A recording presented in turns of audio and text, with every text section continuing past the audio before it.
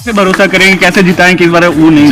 जनता हम पे भरोसा करती है, हम जनता पे भरोसा करते हैं। जनता जानती है कि ओवैसी और अख्तरुल ईमान सीमांचल के लिए लड़ते और लड़ते रहेंगे।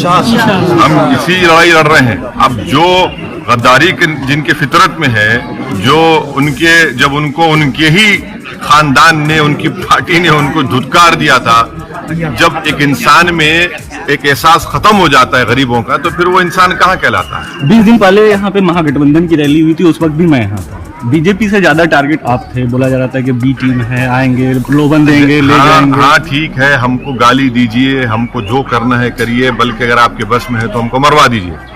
मगर आप ये बताइए, सत्ता की कुर्सी पर आप बैठकर आपने सीमांचल के लिए क्या किया?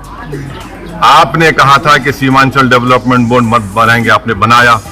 आपने कहा था कि किसान को बीज दिए जाएंगे, फर्टिलाइजर दिया जाएगा, ब्लैक में मिलता है। आपने कहा था कि पूर्णिया एयरपोर्ट बीजेपी ने कहा था बनाएंगे, अमित शाह ने नहीं बनाया। आप हमको गाली दीजिए, हमको उसकी कोई फिक्र नहीं है। आप ये बताइए कि सत्ता में बैठकर आपने सीमांचल के लिए क्या किया? अगर आप ये समझ रहे हैं कि हमको गाली देने से सीमांचल का इंसाफ होगा, तो नहीं होगा। हम लड़ते आए, लड़ते रहेंगे, हमको कोई फिक्र नहीं पड़ता।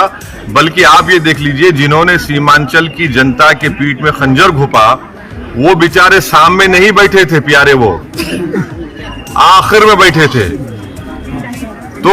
तो सीमांचल की जनता ये देख रही है, अभी खामोश बैठी है, मगर ये तूफान के आने से पहले की खामोशी है। इनको समझना चाहिए, जेडीयू, राजद को और बीजेपी को। तेजस्वी कह रहे हैं कि नीतीश कुमार में पीएम पोटेंशियल है, वो पीएम बन सकते हैं, कैसे देख रहे हैं आप इसको? वो कभी बीजेपी जा सकते हैं भाई, कौन गारंटी लेगा उनकी?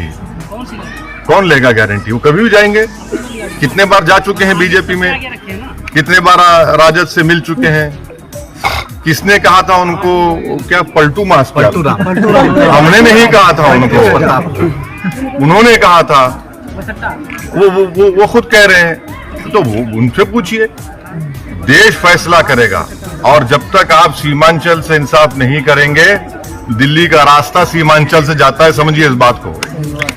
एक चीज क्या है, एआईएमआईएम सीमांचल में सिर्फ केंद्रित रहेंगे या फिर बिहार के अन्य हिस्सों में भी जाएंगे? अभी हम जाएंगे। हमसे थोड़ी गलती हो गई कि हम सीमांचल तक ही रुके हुए थे, मगर सीमांचल हमारे लिए सिर्फ विधानसभा या पार्लियामेंट के चुनाव का मुद्दा नहीं है, ये एक इंसाफ का मुद्दा है। हम लड़ते आए और लड़ते रहेंगे, मगर बिहार के कोने कोने में भी जाएंगे। कितने लोकसभा चुनाव लड़ने की तैयारी है? अभी बहुत जल्दी है। बिहार में मॉब लिंचिंग घटना अब ये बताइए, मॉब लिंचिंग पर कौन आवाज उठा रहा है? जेडीयू के विधायक आवाज उठा रहे हैं, राजद के उठा रहे हैं, अख्तरुल ईमान उठा रहा है। अख्तरुल ईमान पीड़ित परिवार से जाकर मिलते हैं, उसके बाद ये लोग दौड़े दौड़े जाते हैं। और मॉब लिंचिंग क्यों हो रही है भाई? आपकी सरकार है ना, भाजपा की तो सरकार नहीं है यहाँ पर। फिर आपकी सरकार में मॉब लिंचिंग क्यों? कितने वाकयात हुए? 4 हो गए, 6 हो गए हैं। आप बताइए कि इतने कम वक्त में 6 वाकयात मॉब लिंचिंग के हो रहे हैं, तो सरकार क्या कर रही है? मगर फिर भी आप ओवैसी को गाली देंगे, अख्तरुल ईमान को गाली देंगे, नीतीश कुमार कहेंगे मुसलमानों की पार्टी है। अरे भाई क्या बोले? अबे आप सत्ता में आप रहकर ये मॉब लिंचिंग को रोक नहीं पा रहे हैं, तो आपका दिल साफ नहीं है, आपकी नीयत साफ नहीं है, आपकी सरकार की नाकामी है। एक आखिरी सवाल मेरा है कि आप लगातार बी टीम की बात की जा रही है, उसका नतीजा भी देखने को मिला। गोपालगंज में आप लड़े, महागठबंधन हार गए, यहाँ लड़ रहे हैं, बीजेपी मजबूत हो रही है। हाँ। तो क्या इसको माना जाए कि आप बी टीम? अभी विपक्ष का आरोप, गोपालगंज में लालू के साले लड़े थे, वो साले हैं और हम बी टीम हैं, तो साले को रोक नहीं पाए, ओवैसी को रोक पाएंगे तुम?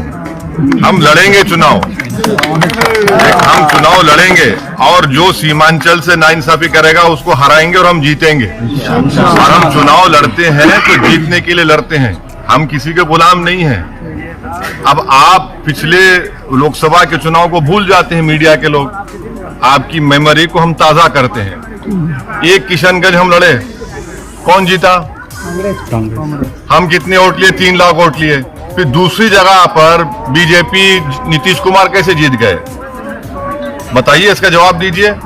लोकसभा के 3 सीट हम लड़े हैं और 306 पर बीजेपी जीत जाती है, हम जिम्मेदार हैं। अरे कब तक अपनी गलतियों को हमारे मुसलमानों के कंधे पर डालेंगे?